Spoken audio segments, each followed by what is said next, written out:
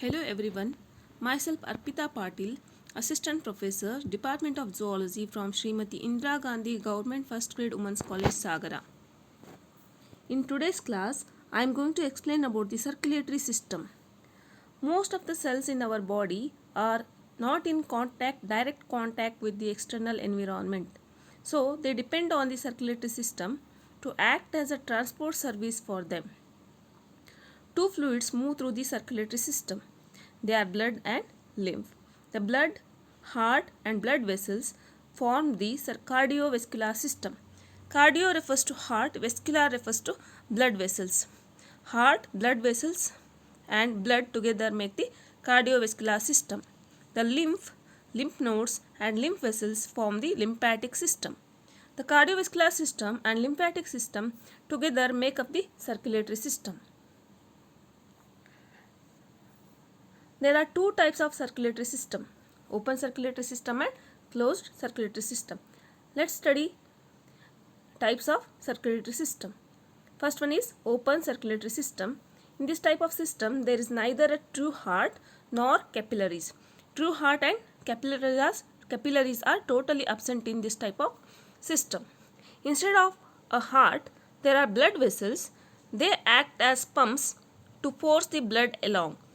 Instead of capillaries, blood vessels join directly with open sinuses.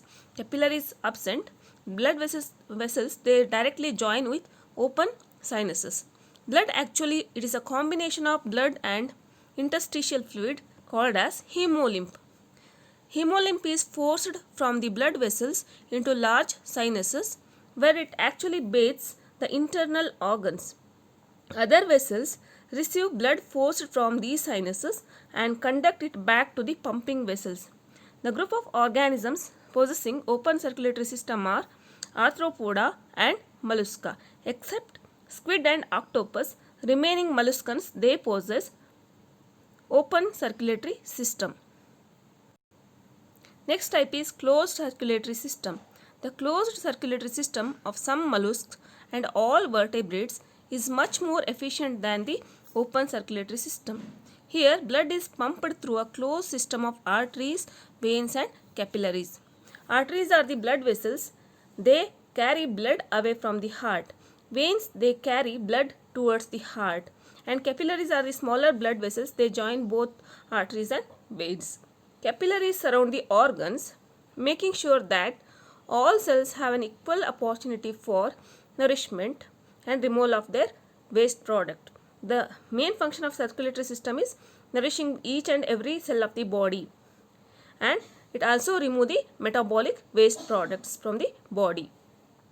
The group of animals possessing closed circulatory system are Annelida, Mollusca. In molluscans, squid and octopus possess closed circulatory system, remaining they have open circulatory system. And chordates, in chordates, cephalochordates and vertebrates, all vertebrates possess closed circulatory system. Next, let's study about the types of heart. There are mainly two types of hearts, neurogenic heart and myogenic heart. Based on the type of contraction, what kind of impulse they have to contract, heart is classified into two types, neurogenic heart and myogenic heart. Neurogenic heart is the heart which requires nervous impulse to contract. Animals with an open circulatory system possess a neurogenic heart. The heartbeat of a neurogenic heart, it originates by the ganglion. It is nothing but the cluster of neurons present on the wall of the heart. Neurogenic heart is seen in crustaceans. Next one is myogenic heart. Animals with closed circulatory system possess a myogenic heart. A myogenic heart is capable of generating a cardiac contraction independent of nervous input. Here there is no nerve innervation. Some of the muscles of the heart, they are capable of contraction. The heartbeat of myogenic heart originates from a special group of tissue called as nodal tissue. Next part is composition of blood. Blood is the only fluid tissue in the body. Blood is river of life that surges within us transporting nearly everything that must be carried from one place to another. In this chapter, we are going to discuss about the composition and function of this life-sustaining fluid that serves as a transport vehicle for the organs of cardiovascular system. If we spin a sample of blood in a centrifuge, an instrument called a centrifuge, the heavier formed elements are packed down by centrifugal force and the less dense plasma remains at the top. Blood is a sticky, opaque fluid with a characteristic metallic taste because it possesses a metal iron. As a children, we discover its saltiness the first time we stick a cut finger into our mouth. Blood is the only fluid tissue in the body. It appears to be a thick homogeneous liquid, but the microscope reveals that blood has both cellular and liquid components. Blood is a specialized type of connective tissue in which living blood cells called the formed elements are suspended in a non-living fluid matrix called plasma. The collagen and elastic fibers typical of other connective tissue are absent in blood, but dissolved fibrous protein becomes visible as fibrin strands during blood clotting. The formed elements are blood cells and cell derivatives. They are called formed element because they are enclosed in a plasma membrane and have a definite shape and structure.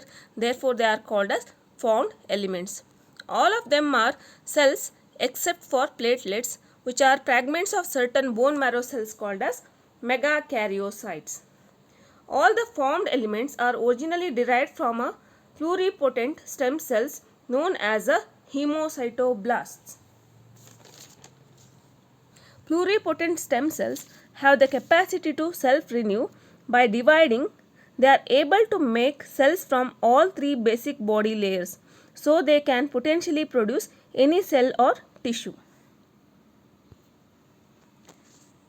Let's study all the components of the blood. First one is blood plasma. Approximately 55% of blood is made up of plasma, the straw colored liquid portion of blood. It is 90% water and 10% dissolved molecules. It is having about 90% of water and 10% dissolved molecules, mainly plasma proteins. Plasma proteins are of three types. Albumin helps to regulate water potential by maintaining normal blood volume and pressure. They are most common plasma proteins. Next one is immunoglobulins. They are also called as antibodies. These are very large proteins that target infection and so cause infected or foreign cells to be attacked by WBCs. Together with WBCs, they form the immune system. They are important part of the immune system. Next one is fibrinogen. It is a soluble precursor of fibrin, a sticky protein that forms the framework of a blood clot. It is one of the important component during blood clotting. Some other plasma proteins are enzymes involved in the clotting process. This is about the composition of the blood plasma. Next important components are formed elements. These comprises red blood cells, white blood cells of different types and platelets. Together they make up 45% of blood. First important formed element is erythrocyte. Erythrocytes are also known as red blood cells or RBCs. These are the most numerous cells in the blood.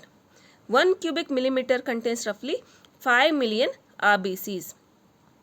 RBCs are biconcave discs about 8 micron across, thus giving them larger surface area and allowing them to fold up and pass through the smallest capillaries. They can easily pass through the smallest capillaries. They are produced from the stem cells in the bone marrow, are full of hemoglobin. Hemoglobin is the respiratory pigment. It is a conjugated protein which is considered as respiratory pigment because it carries oxygen and carbon dioxide. Have no nucleus or mitochondria and their function is to transport respiratory gases. Mature RBCs becomes little more than a membrane sac containing hemoglobin and this gives blood its red color. RBCs stay in circulation for about 120 days before they are destroyed in liver and spleen. Here in this image I have shown all different types of cells. In first image you can see erythrocyte or red blood cells. It is a circular biconcave denucleated or anucleated, has homogeneous cytoplasm with hemoglobin. Cell organelles such as endoplasmic reticulum, mitochondria, ribosome, centrioles, etc. are absent. Its main function of erythrocytes are it transports oxygen and some amount of carbon dioxide. Formation of erythrocyte or synthesis of erythrocyte is called as erythropoiesis. Excess RBCs are stored in the spleen. The lifespan of RBC is about 120 days. Next important formed elements are leukocytes. They are also called as white blood cells or corpuscles. There are mainly two types of white blood cells. WBCs are also called as leukocytes, are important in disposal of damaged and aging tissues and in the immune response, which protect us from infection and cancer cell proliferation. The total WBC count is normally in the range, but this may increase markedly during infection or inflammation. Generally, the number of WBC increases during the infection and inflammation. Based on the histological appearance, scientists have identified about 5 types of leukocytes. They are mainly classified into two categories: polymorphonuclear granulocytes. Simply they are also called as granulocytes. And second one is mononuclear agranulocytes. They are also called as agranulocytes. First one is polymorphonuclear granulocytes. They have irregular multilobed nuclei and highly dense density of cytoplasmic granules. They are having high density of cytoplasmic granules. There are 3 types of granulocytes, that they are neutrophils, eosinophils and basophils. In this image I have shown eosinophil, basophil and neutrophil. Let's study one by one. Eosinophils, they have bilobed nucleus. Nucleus is bilobed and has a coarse granules in cytoplasm. Hence they are grouped under a granulocytes because they are having coarse granules in the cytoplasm. It takes acidic stain, that is eosin. It is non-phagocytic in nature, has anti-allergic properties. It is having anti-allergic properties and plays role in immunity. It also helps in dissolving blood clot. It can attach itself to parasitic forms, cause their destruction by liberating lysosomal enzymes on their surface. It will destroy the parasite. It will first attach to the parasitic form and later it will release the lysosomal enzymes and it will completely destroy the parasitic organisms. Next important granulocyte is basophil. The nucleus is usually 3-lobed. There are less number of coarse granules in cytoplasm. It takes basic stain, hence the name basophils. It releases heparin, histamine and serotonin. It is similar to mast cells of the connective tissue. Next granulocyte is neutrophil. It has many lobed nucleus, fine granules in cytoplasm and it takes acidic as well as basic stains. It's a phagocytic in nature. It is a phagocytic cell. It engulfs germs and dead cells. In this type of WBCs, bar bodies are present. Next type of WBCs are agranulocytes. They are also called as mononuclear agranulocyte. There are 2 types, lymphocyte and monocyte. In the first image you can see lymphocyte. It has a large rounded nucleus and its cytoplasm lack granules. Therefore they are included in a group called as agranulocytes. It is motile, non-phagocytic and produces antibodies. Helps in healing. It is responsible for immune responses. It is of 2 main types. Lymphocytes are of 2 main types, B lymphocytes and T lymphocytes. They are also called as B cells and T cells. B lymphocytes or B cells are involved in humoral immunity. T lymphocytes are involved in cell-mediated immunity. Next is monocyte. It's the largest of all type of leukocytes. In WBCs, the largest one is monocyte. It is somewhat amoeboid in shape. It is having irregular shape. Therefore, it is called as amoeboid in shape. Nucleus is bean-shaped, has enough cytoplasm. It is motile, phagocytic in nature. It engulfs germs and cell debris, often changes into macrophages. When these monocytes enter into tissues, they get modified into macrophages. This can change into macrophages after entering into tissue spaces. The last important blood component is thrombocytes or platelets. They are not complete cell. They are the part of the cell called as they are derived from a larger cells called as megakaryocytes.